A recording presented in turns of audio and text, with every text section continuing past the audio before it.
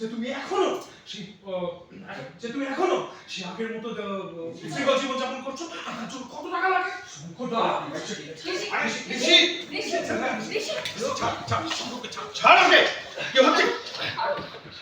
আমি মিথ্যে বলছি না বাবা, মা আমি একদম মিথ্যে বলছি না। আমি কেন নিজের টাকা সরাতে যাবো? ওরা টাকা মিথ্যে কথা বলছে। আমি জানি যে মিথ্যে বলছিস না, বুঝলা? তোমাকে একটা বিশ্বাস করতে হবে, তুমি আমার বিরুদ্ধে এক্সাম দিয়েছো, আর সঙ্গে জাহানের অপরাধ করেছো, কেন কাটাচ্ছ আমার ছেলেটাকে?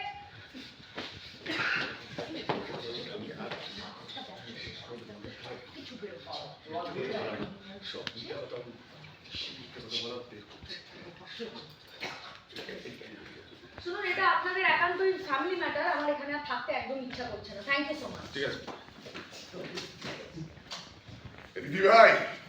দিদিভাই গো, আজকে বড় কষ্ট হচ্ছে বুঝলে।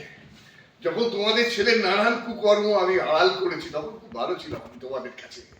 আজও কিন্তু বাঁচিয়েছি, কারণ আমরা যদি ওর সঙ্গ না দিতাম ও বাইরের কারুর হাত ধরে এই নানান অপরাধগুলো করতো।